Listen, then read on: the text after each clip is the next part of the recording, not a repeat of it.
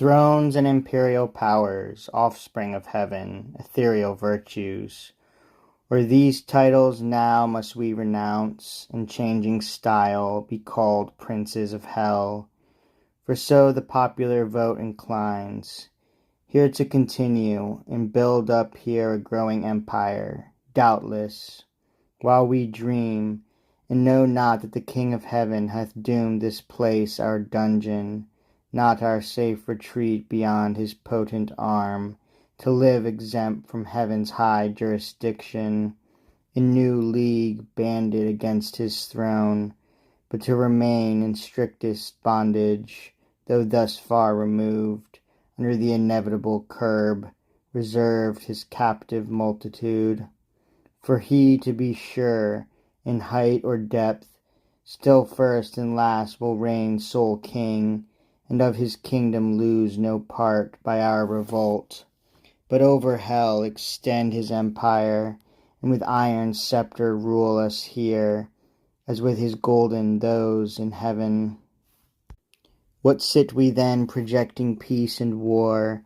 War hath determined us, and foiled with loss irreparable.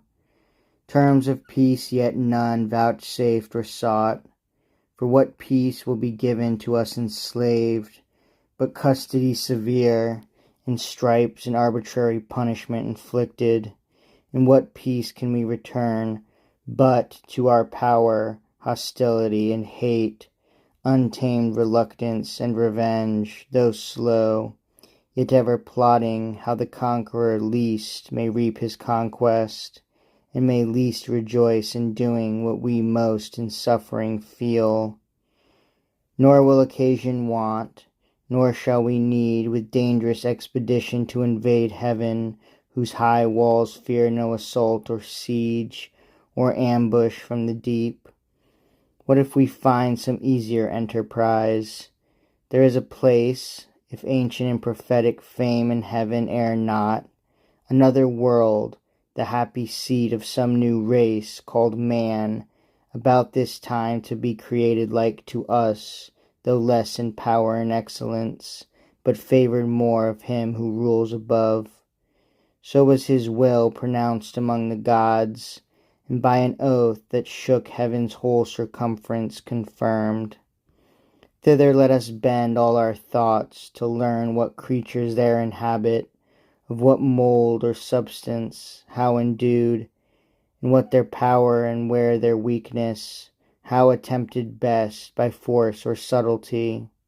Though heaven be shut, and heaven's high arbitrator sit secure in his own strength, this place may lie exposed, the utmost border of his kingdom, left to their defence who hold it.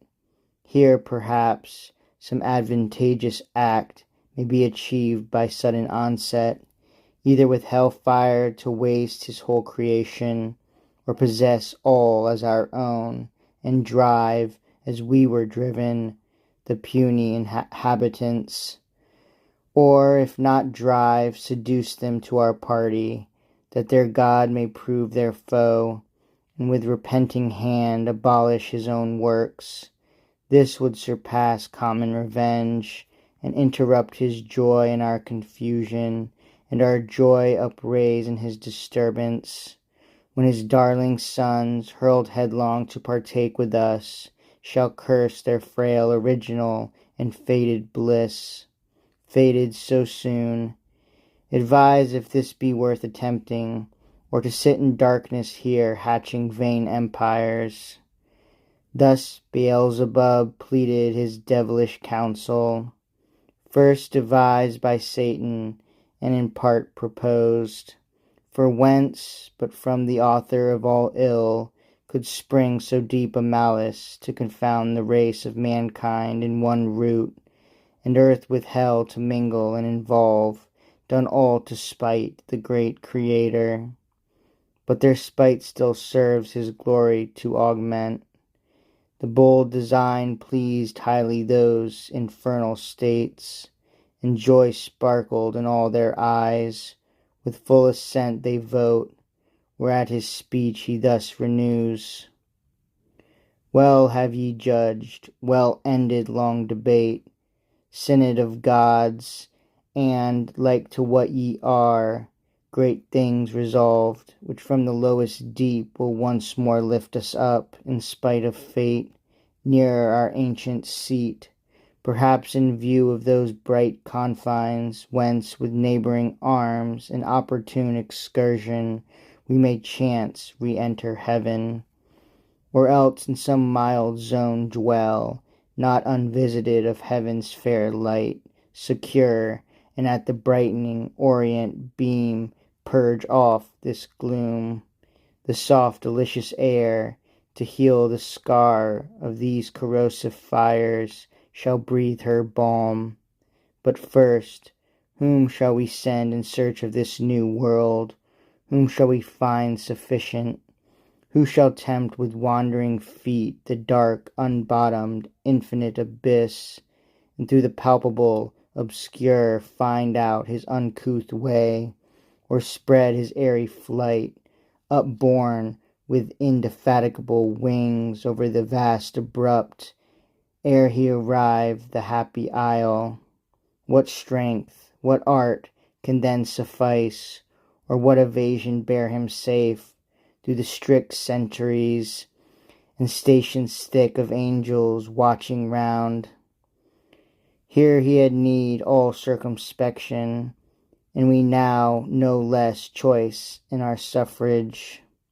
For on whom we send the weight of all, and our last hope relies. This said, he sat, and expectation held his look suspense, awaiting who appeared to second or oppose or undertake the perilous attempt. But all sat mute, pondering the danger with deep thoughts, in each another's countenance read his own dismay, astonished.